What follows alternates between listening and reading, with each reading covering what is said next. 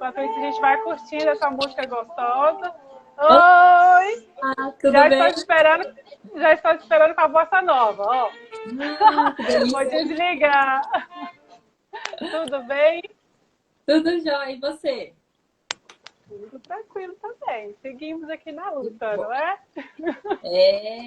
finalmente a nossa live saiu, né? Ah, finalmente. Bastante tempo esperando. É Vamos verdade. aguardar aí. Se você quiser cumprimentar alguém que você conheça, mas eu já estou vendo bastante colegas.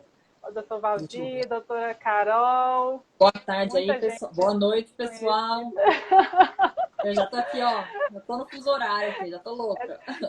Imagina, imagina que essa E- questão de home office também deve dar uma Não, e hoje confundida, foi assim, sabe, né, super. Dora? Pensa no dia corrido que foi hoje.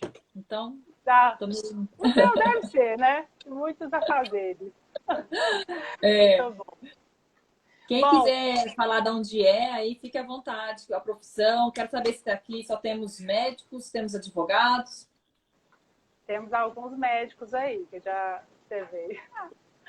Olha, tem gente aí comemorando a respeito do João Pinheiro. Boa noite, gente. Bom, até eu acho que a gente não pode demorar, até mesmo porque falamos a respeito, né? Disso, para a gente tentar conversar no máximo até umas Temos muito 2 horas. assuntos. Muito assunto. Tá. Então, não vamos perder tempo, né? Ó, tá vendo aí a equipe da Medicina da Família já está chegando. Ótimo, legal, legal. Vamos esclarecer dúvidas. Curiosos também, né, de maneira. Ótimo. Então, vamos lá. Vou começar te apresentando, tá bom, para o pessoal. Ela é a doutora Alessandra Varrone, advogada, especialista em direito médico. Eu já falando medicina da família.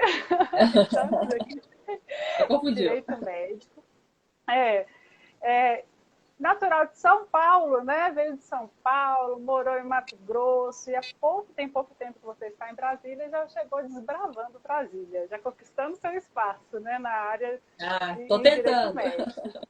Ó, mais o doutor cirurgião, doutor Vinícius. Ah, que bom. Ó, o Infecto que fez com a gente, a live comigo. Muito obrigada pela presença. Obrigada, pessoal. E a Alessandra, além de advogada, mãe de 2, escritora, tem livro na área, e também é esposa do promotor René Souza, né? Que também é escritor, também é professor, né? Colega aí É, do meu e a do meu gente gosta de marido. estudar. É, são Não, colegas. eu tô muito, me sentindo muito chique. Cheia de pessoas que escrevem livros. Muito bom. Tá certo. Então, para quem não me conhece, eu sou Flávia, médica. Minha especialidade é medicina da família e no momento voltei a estudar, estou na residência de medicina nuclear. Certinho? Bom, Certinho. nós, né, Alessandra, a gente definiu meio que um roteiro, mas como o nosso Uhum. tempo aqui não será muito prolongado, eu não sei nem se a gente vai conseguir alcançar todo o cronograma. E tem umas questões que a gente tinha definido falar mais no final, que talvez a gente inverta aí, que tem alguns assuntos que são Vamos polêmicos, né? deixar. Vamos ir E tentando, o vamos pessoal tentar. fica à vontade É. para, né, Quem quiser pra já ir falar. colocando pergunta, ou no meio da nossa fala quiser colocar a pergunta, a gente vai tentar responder todas, né, Flávio? Porque eu sei que tem Exatamente. muitas dúvidas ligadas a direito médico. É um assunto, é um pouco. Para a gente que é da área do direito, a gente não consegue entender muito bem a medicina e assim vice-versa. Então, quanto mais a gente conseguir esclarecer isso, vai ser muito bom. Com certeza. E nós que somos médicos, a gente não entende de direito, né? Nós não temos essa matéria na graduação. Atualmente, eu até perguntei para colegas recém-formados, também me disseram que não. Nós temos Não tem, bioética, né? né? E também é aquilo bem passado. E depois de tanto tempo, acho que se a gente não estudar, não ficar aí na prática, a gente perde mesmo. As leis mudam muito também. É. E o outro detalhe é a linguagem, né? Ô, linguagem É, difícil essa de vocês. é verdade. Muito bom, é. Tem que perceber, né? É É um mundo verdade. diferente. Vocês também da medicina. Quando eu vou conversar com meus clientes médicos, eu falo, ai meu Deus do céu, traduz. É o quê? É o quê? Como que é? Como é que escreve? É Então, diferente. pelo menos dos dois lados. Tá certo. Então, eu estou com algumas questões aqui. Essas questões, elas não partiram só da minha pessoa, mas também foram colegas que me enviaram, tá? E vamos começar. Então, a Bora. gente definiu por tentar falar um pouco de diagnóstico, um pouco de tratamento, até o próprio óbito, né? Vamos Uhum. lá. Na questão do diagnóstico. A primeira pergunta é, por exemplo, teste rápido. A gente sabe que algumas unidades, inclusive unidades de saúde, elas oferecem um teste rápido em um ambiente aberto, todo mundo segue uma Uhum. fila, vai lá, faz o teste e aguarda o resultado. Né? Então, eu estava perguntando isso para você com relação a esse resultado. O que também ocorre é que, na entrega do resultado, a gente não tem um ambiente fechado. Então, normalmente, a Uhum. gente separa um cantinho ali para dizermos o resultado do exame para o paciente. E aí, doutora Alessandra, se tem algum problema? Então, na verdade é o seguinte, o resultado do exame, ele compõe o todo que é um prontuário médico, né? Ele faz parte do corpo do prontuário médico. O prontuário médico, ele é protegido pelo sigilo do paciente, que pertence ao paciente, né? O sigilo profissional, que é o segredo, e aquelas informações que circundam toda a relação médico-paciente, elas devem ser protegidas. Então, isso inclui o resultado de qualquer tipo de exame, esse do exame do teste rápido, ou qualquer outro exame que a gente falar. A priori, a gente pode dizer que esse resultado ele não pode ser visto por nenhuma outra pessoa, somente para aquele paciente. Numa situação em que há uma fila e várias pessoas então as outras pessoas poderão ver, né? Então, o menos prejudicial ao direito do paciente, que é assim, se resguardar naquilo que ele não quer que outra pessoa saiba, ele não quer que ele pegue, que as outras pessoas vejam um resultado que é só dele, só pertence a ele, é um direito dele. Então, para proteger esse direito, é melhor que seja dado o resultado separado, em que outras pessoas não consigam ver nem mesmo a sua expressão facial. Numa outra sala, num outro ambiente, num outro, de alguns metros ali, né? Para que possa resguardar esse direito do paciente.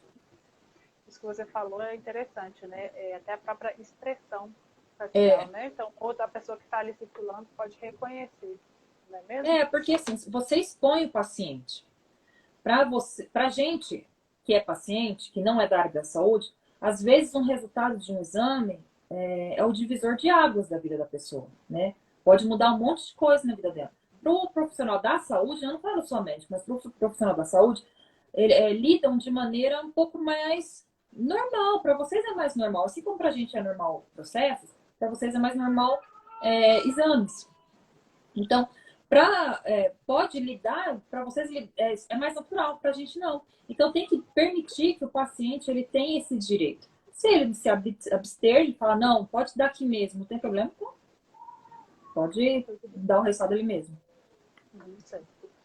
Outra situação que acontece é que o paciente chega, né, nesse local, nessa unidade de saúde, falando de unidade de saúde, faz a coleta do exame, a sorologia. E esse resultado ele chegará 2 dias depois. Quando o resultado chega, quem pode buscar o exame e como isso deve proceder? Se o familiar chega na unidade falando que quer pegar o resultado, mas não tem nenhum documento assinado que permita que ele retire esse resultado, Uhum. e nenhum outro documento também do paciente, né, mostrando Uhum. realmente Que ele comprove, como né, a ligação. paciente.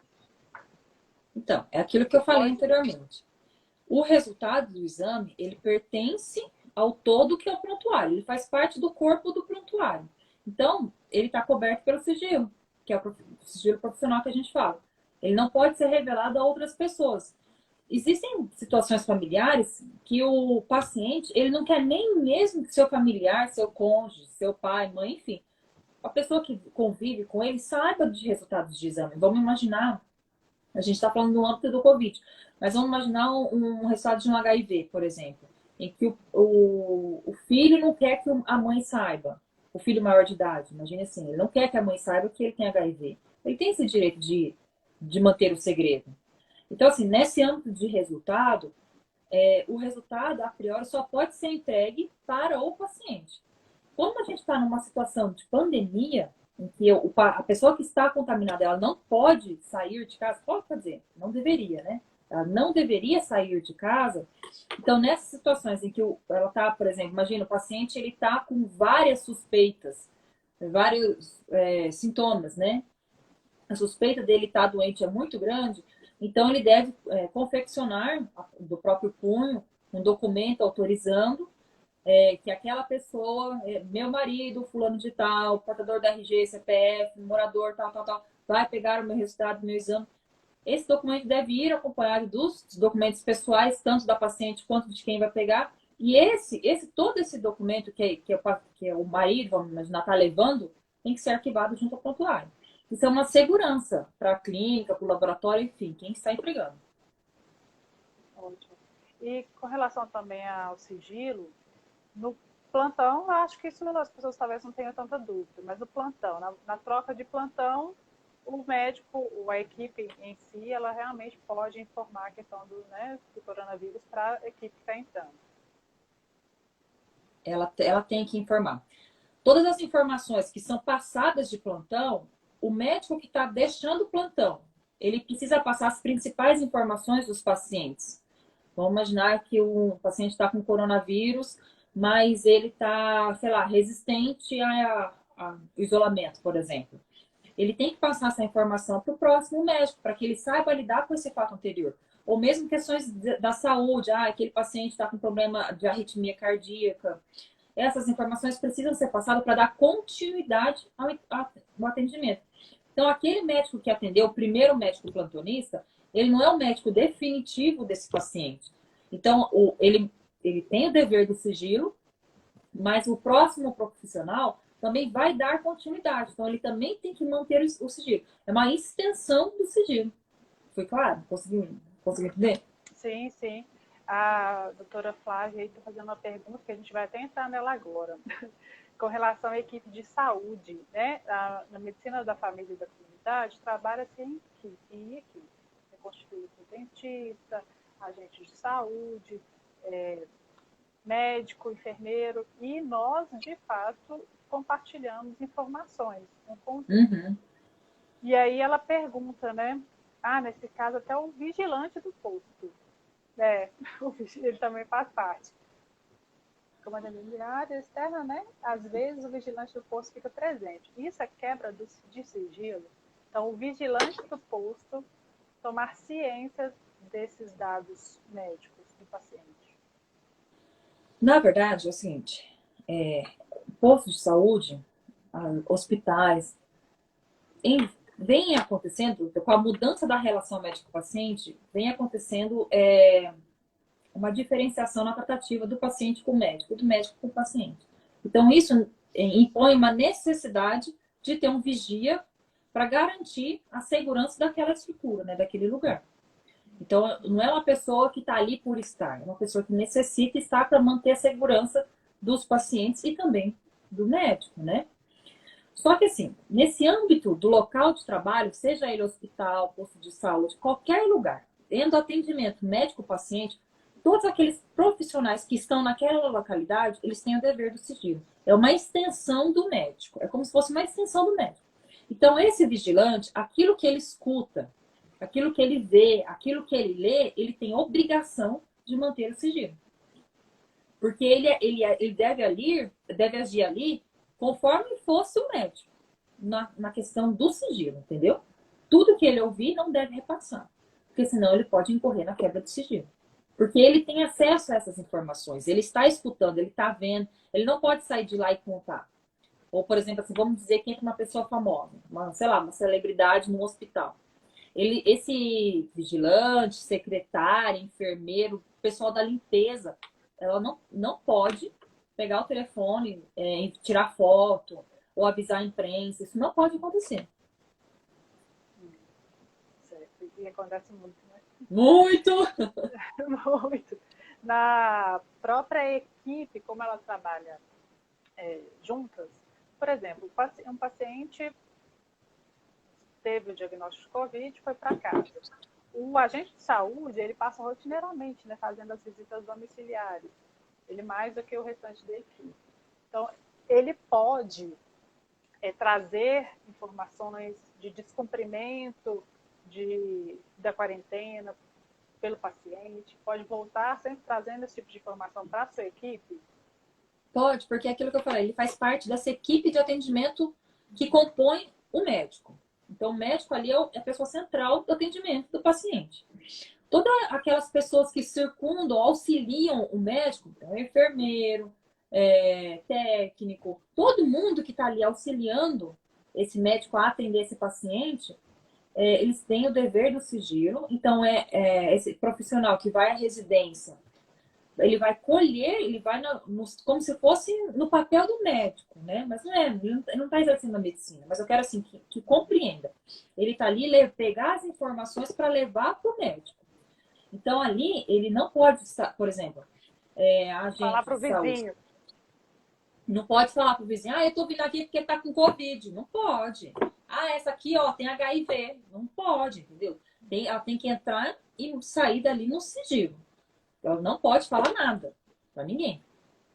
É muito importante essa informação. E referente ao CID, tanto o CID de atestado e CID colocado em laudos médicos. O paciente fez um raio-x, o paciente, principalmente nesse caso, fez uma tomografia. Esse CID, ele pode ser colocado tanto no atestado como no laudo médico? O Código de Ética Médica, ele coloca como exceção à quebra de sigilo 3 opções. Eu vou falar rapidamente, não vou me aprofundar. Justo motivo, dever legal e autorização escrita do paciente. Quando a gente fala de um atestado... Traduza. Justo motivo é isso aqui da outra live, entendeu? Para eu me aprofundar. Mas justo motivo é uma conotação pessoal. É aquilo que o médico, ele analisa a situação, ele está atendendo um paciente, ele analisa aquilo, ele vê que ele deve quebrar aquele sigilo para um bem maior. Então, vamos imaginar o seguinte. Ele diagnostica um paciente com Covid, só que esse paciente, ele trabalha num lugar que tem um monte de gente. Ele pode quebrar o sigilo e informar o empregador desse paciente? Ele pode. Por quê? Porque ele tem o motivo dele é a segurança de todas aquelas pessoas com quem esse paciente tem contato diário, né? Sejam as pessoas que trabalham, as que ele atende, sei lá, né? Depende da circunstância de onde ele trabalha. Então, ele pode quebrar esse sigilo. E ele não vai estar infringindo o Código de Ética Médico. A segunda opção está dever legal. Então, existem situações pautadas na lei, ou seja, previstas na lei, que o médico ele deve quebrar. Aí não ele pode, ele deve quebrar, senão ele incorre em crime. Então, imagina assim, quando ele examina o paciente e ele constata que o paciente tem determinadas doenças infecto-contagiosas, aquelas que existem no rol de notificação compulsória, sarampo, Covid, o médico, então, ele rompe o sigilo e avisa o órgão competente, vigilância sanitária, ele avisa que existe um paciente, número X, que tem uma doença contagiosa, que tá com sarampo, Covid, entendeu? Então, ele pode quebrar. A terceira hipótese é na hipótese do paciente anuir, ou seja, autorizar por escrito. Então, na questão do atestado médico, o paciente, ele precisa desse atestado para entregar para outras pessoas. Geralmente é isso que serve o atestado. Muitas vezes não é para o paciente. O paciente vai pegar aquele atestado, o que ele vai fazer sozinho para ele?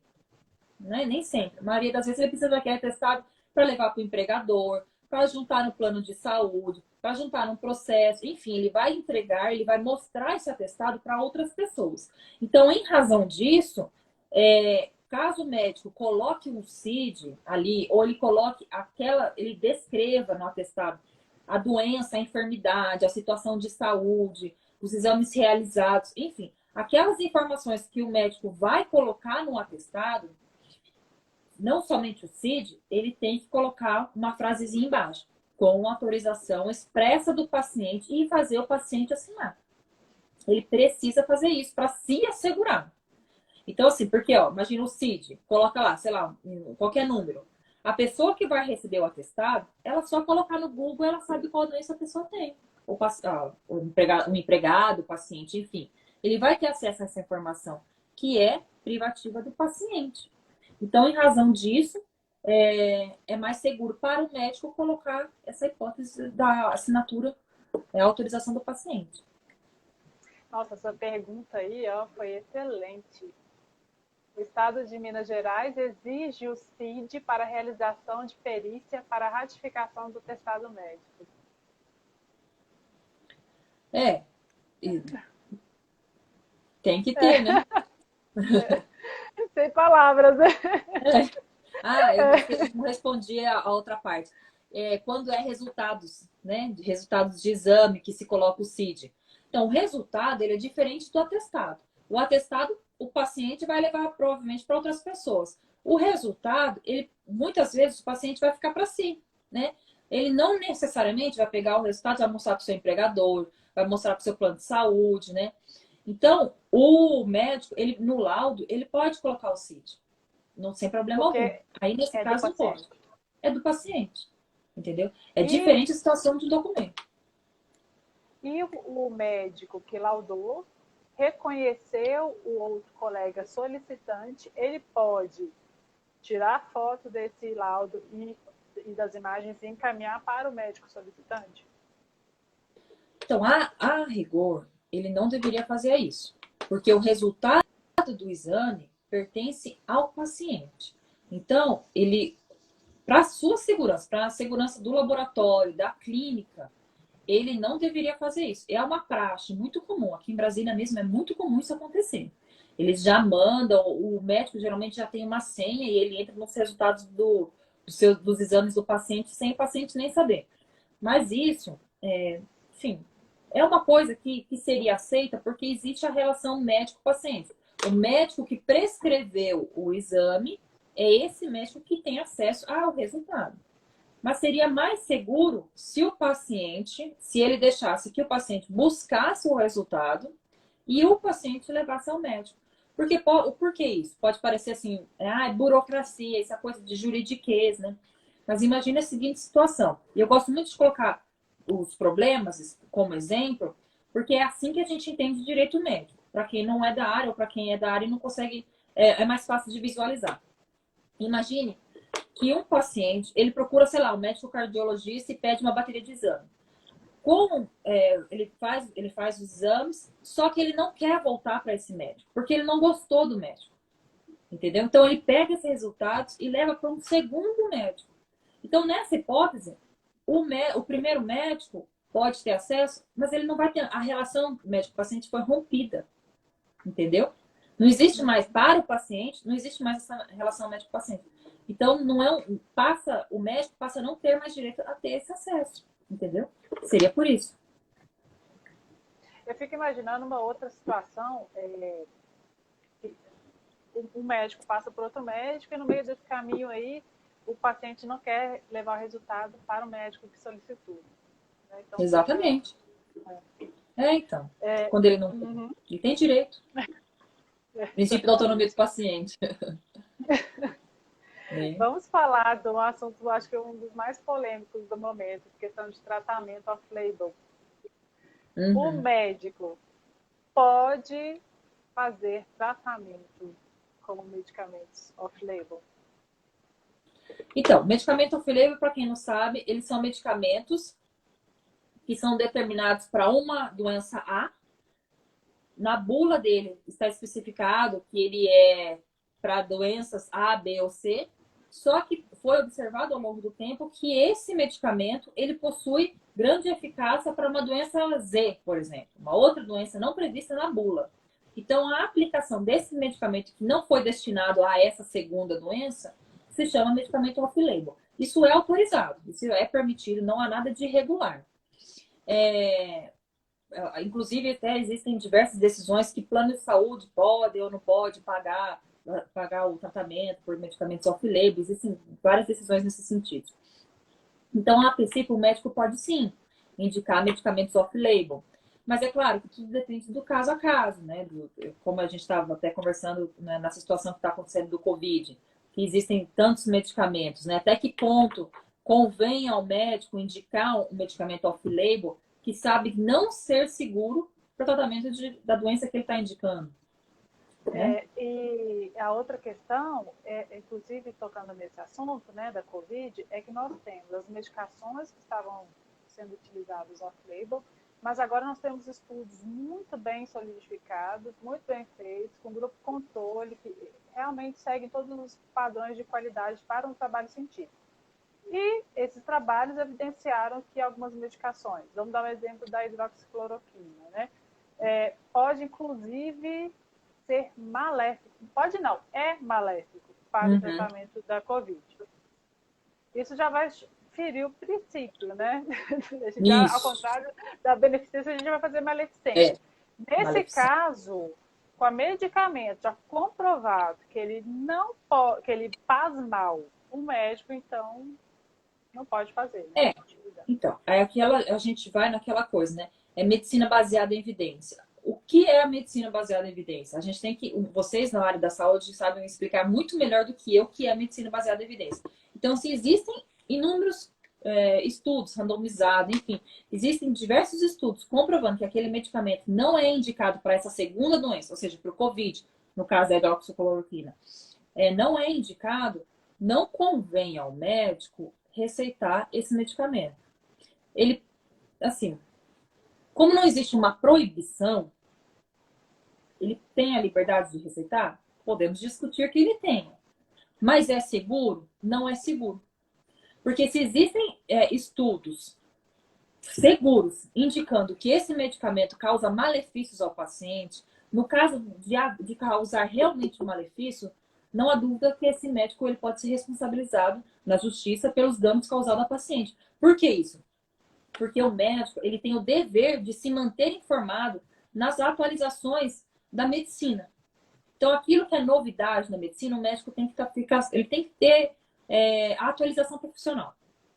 Então, se ele não teve essa atualização profissional, ou seja, ele não sabe que esse medicamento fez mal, ele cometeu um erro. É muito importante até eu só fazer uma dicasinha, que o erro médico, ele não é apenas negligência, imprudência e imperícia. Isso eu sempre falo para meus clientes, para os médicos que eu palestro.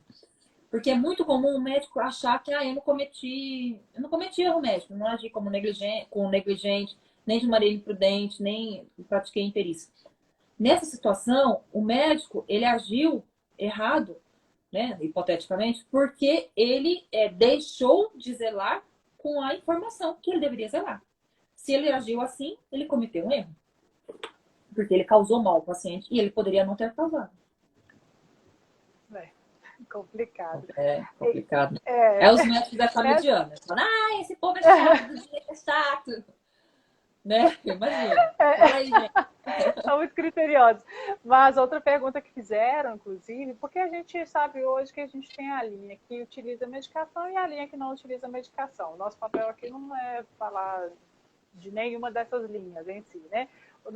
O seu, principalmente, papel aqui é a gente falar que lei está aí, gostando ou não gostando. É assim, ponto final, né? Entra com essas orientações aí da bioética aí que o negócio fica mais complexo. E é mesmo. Porque é aquilo que a gente sempre conversa, né, Flávia? Assim, conversa também com outros médicos. É muito comum para o médico ele atende um paciente, ele está preocupado em tratar a saúde do paciente. Porque é isso que ele foi treinado na faculdade, é para isso que ele gosta. O médico se realiza assim. Só que hoje a relação médico-paciente, ela mudou. Ela não é mais uma relação que a gente falava vertical, agora ela é horizontal. Depois da vinda do Código de Defesa do Consumidor, a relação só... eu não queria falar prejudicou, mas assim, vou falar assim, modificou, entendeu? Modificou, vamos falar assim.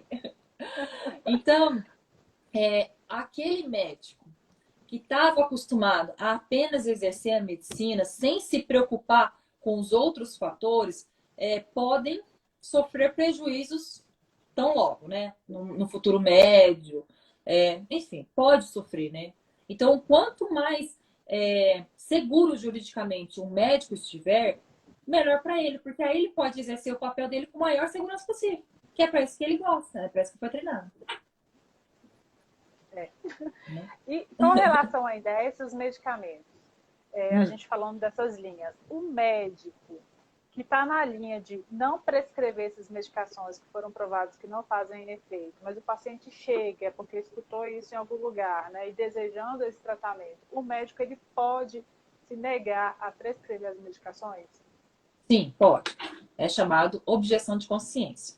Não somente nessa questão, mas vamos imaginar que o médico ele atende um paciente que quer, sei lá, fazer que o médico faça algum tratamento que ele não concorde. Imagine N situações.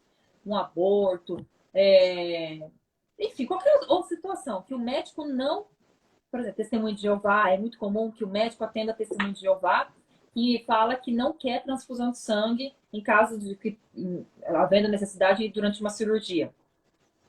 Se o médico atende essa paciente e ele fala assim, não, se houver necessidade, eu vou fazer a transfusão, você querendo ou não, então ele pode falar para a paciente que ele não vai mais atender, porque por ele faz a transfusão.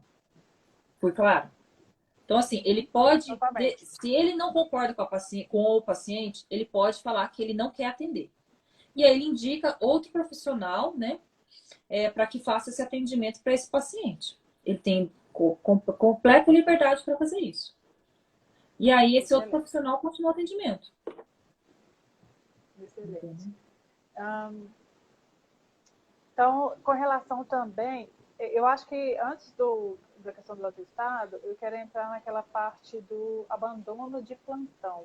Abandono de plantão e falta de EPIs. Porque nós estamos vivendo um momento com muitas pessoas doentes. Na verdade, essa falta de EPI sempre existiu, né? Agora ela se agravou, na verdade. E, então, o médico ele pode abandonar o plantão, ele pode se recusar a continuar a prestar o atendimento em um ambiente que ele não tem EPIs necessários para prestar esse atendimento? Uhum. Então, a troca de plantão. O médico, ele só pode sair do plantão quando o outro colega chegar. Então, vamos imaginar, tem a troca das 7 horas da noite. Ele está ali e o colega dele ainda não chegou para assumir o plantão. Esse primeiro médico que já estava de plantão, ele pode sair, abandonar? Abandonar não, né? Cumprir o horário dele e ir embora? Não, ele não pode. Enquanto o outro colega não chegar e assumir o plantão, não convém esse médico abandonar. Porque aí ele pode incorrer em N tipo de responsabilidade. Quanto à falta de EPI, essa situação muda. Até você estava só fazendo uma ligação com o que você estava falando, a Covid, essa pandemia, ela escancarou a saúde no Brasil, seja ela pública ou privada. Então, problemas antes que a gente fingia que não via, que eu falo assim, sem ser da área da saúde, agora está escancarado. Quantas vezes eu que sou da área, eu atendo muito questão de obstetras, os médicos falavam para mim, nas obstetras, que havia falta de vestimenta adequada para entrar no centro cirúrgico, luva. Quantas vezes os médicos compraram medicamentos para entregar para o paciente? Todas essas situações que eu via dos meus clientes médicos, hoje todo mundo sabe. Hoje o Brasil inteiro sabe que a estrutura da saúde está um fracasso. Então, assim, um médico que vai atender, ele vai dar um plantão, sei lá, num hospital que é centro de tratamentos de Covid. E ele chega lá e não tem equipamento para ele se proteger. É claro que, assim, existem situações que precisam ser evidenciadas, mas, rapidamente, ele pode não trabalhar ali? Ele pode, porque ele não pode se colocar em risco. Ele tem o direito dele de se proteger.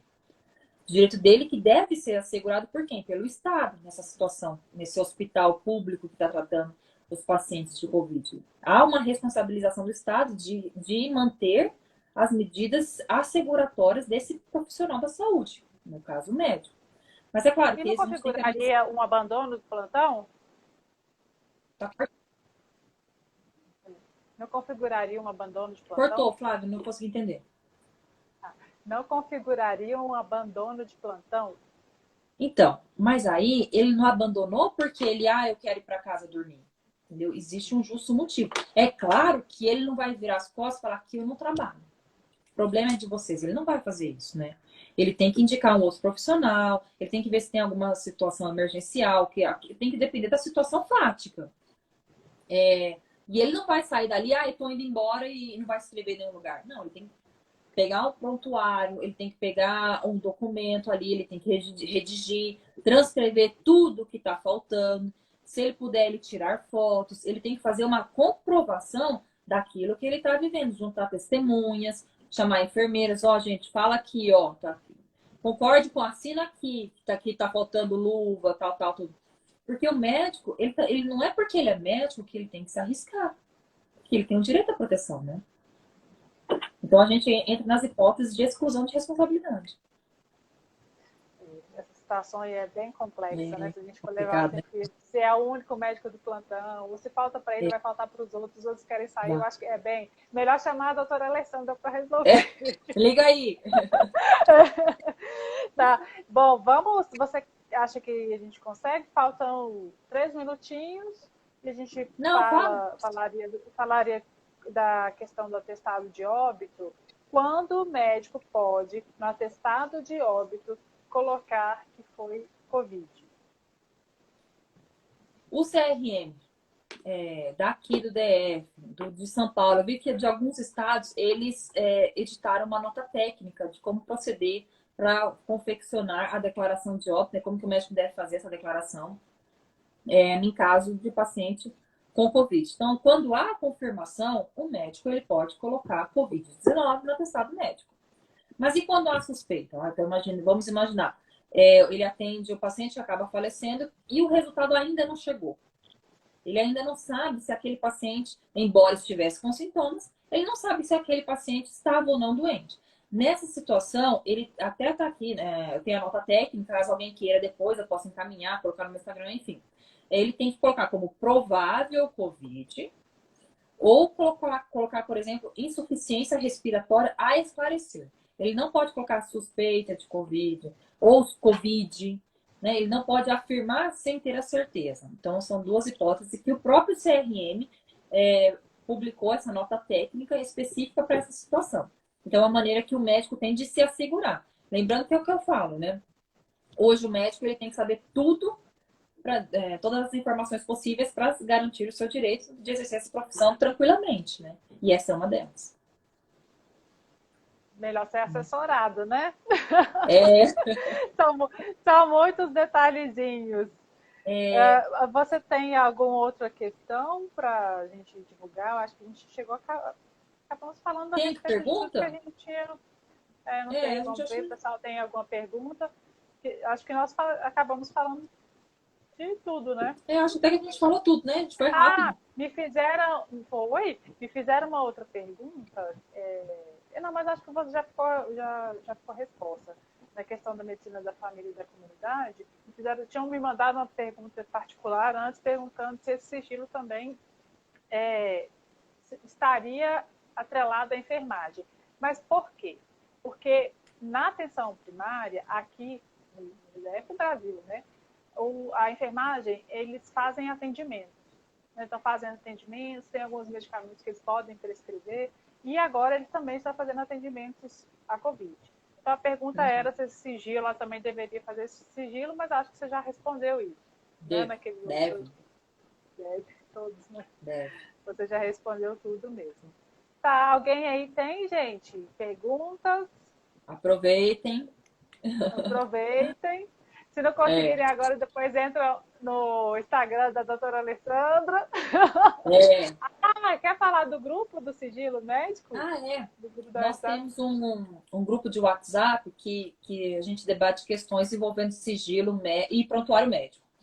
É um grupo misto, né? A gente conseguiu mesclar de uma maneira, eu acho, né, Flávia, até que é bem equilibrada. Tem bastante médicos e bastante advogados. E ali a gente debate, é um grupo de estudo mesmo, em que a gente estuda questões envolvendo sigilo médico e prontuário médico. Quem quiser, tem no meu Instagram, ou também, caso a Flávia, né? A gente quebra a cabeça, né? A ideia é essa. Quebrar mesmo. Porque assim, não tem jeito, é só na realidade. É o que eu falei, para quem advoga na área e não tem muito contato com a rotina médica, não consegue entender como que funciona a medicina. E não adianta querer aplicar, porque o direito, a visão do direito é tudo num quadradinho. Eu costumo falar assim, cada quadrado tem uma teoria, uma burocracia que a gente gosta de colocar o direito ali. E a medicina não é assim. A medicina é volante, a medicina muda. É que nem a hidroxicloroquina mesmo. Um Há pouco mais um tempo não dá atrás, dois. então tem que saber pensar como o médico pensa, para entender o direito médico. É certo. E quer falar também do seu curso? Eu estou lançando essa semana um curso sobre compliance em sigilo médico, em que eu apresento esse curso de uma maneira um pouco mais profunda, estudando questões do sigilo em detalhes e como se assegurar que é o compliance, né, que hoje é um termo se garante, né, a segurança, medidas asseguratórias, principalmente porque entrará em vigor, muito provavelmente, né, no mês de agosto, a Lei Geral de Proteção de Dados.